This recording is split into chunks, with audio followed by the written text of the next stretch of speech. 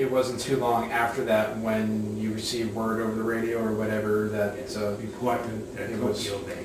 And there was 12 boats in there. so it was just like that. I mean, do you, looking back, do you know any way how they would have picked your boat to go in there, or was Well, it I just think- the 12 nearest boats? Yeah, I would think that's how they did it. Yeah, we were close, but we weren't too far away. And I had to laugh, we have, the offices are up in the top, the conning tower up there. And we passed one of the Missouri, Harry Truman's Show Me, And they got about 2,000 sailors on the main deck, and we're going by, courtesy of the ships, right? They all have to, we hear them yelling, "Attention!" blowing the whistles and all that. The old man yells out to the 6 line hands, "Hey, look alive, stand attention." 2,006 guys, line handlers, what a combination. That was something, you never forget that one.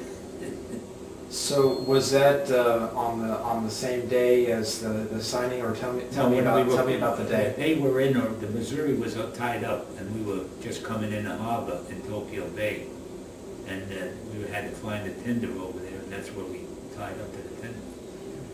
So tell me about the day of the signing, if you remember at all. Well, we weren't in any condition to see where it was because, it was on the Missouri, and we weren't exactly that close, so we had to be tied alongside our tender. Looking at pictures and old videotapes of on the deck of the Missouri, they had microphones there. Was it broadcast over the radios that you guys could hear? I don't know, I don't remember. I think we were just on the top side, sitting there, just observing, that's all. No, we didn't have anything really to do with it. But when the thing was all over and we decided, then we were picking up, the war had ended, people had, if you had so many points, you would get out of the service right away. In my situation, I would have had enough points, but when I went in, Pop said to me, don't worry about the money, he says, that we're pretty well fixed here. Whatever money you get, do what you want with it. So I used to send money home, of course. And I guess it helped my mother when she had an operation. But anyway, that was it. I mean, I didn't see that much of it. The best thing I liked about it is when we went out of there, we took so many guys that were able to be getting out of the Navy right away because they had points, you had 35 points or 36, I don't know, some number. And I was just short, but I got out in December, so it wasn't bad. But then when we were going through the Tokyo Bay, the old man decided to make a dive.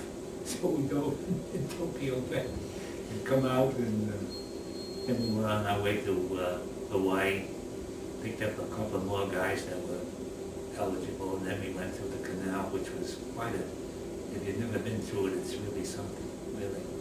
Especially when you get on that like a roadway, it looks like a super highway, straight as a die. And you go to the locks, and they put two of us in the locks together, so you can go level and low. But by the canal, you mean Panama? Yes, going through the canal, really was something. So then where did your boat go back to?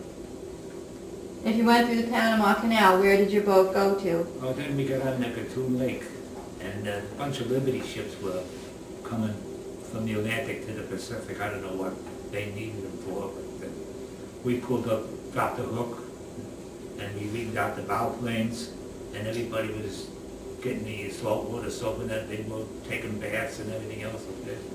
And it was a funny thing, some of the guys swimming in the Pacific is salt water, which is keeps you buoyant, right? They get in the fresh water, and they go, what's the matter, my man? Come on, you're in fresh water, you dopey. Oh, man. But then where did your sub go after you went through the Panama Canal? Where did your boat go? We, in Staten Island. Oh, okay. Yeah. So the picture we have here from the boulevard on Queens Boulevard in Long Island that has you and Aunt Marie and Aunt Terry and your brother Charlie and some other very attractive female who is not my mother. Was this at that point in time? No, I was home on leave, I think, at the time. Oh. And George was around and Charlie was around, so we all got together. So is this Celia somebody or other? Beg pardon? Is this Celia somebody or other? Who is this female? Who is Oh, she lived in the same, where we, Celia. Celia, right. Celia Toto. Yes, okay. So was Uncle George was here too, you said, or not? He's not in the picture, Not in the picture, so he was probably not home on leave. No, that's right, he was still out in the Pacific, yeah.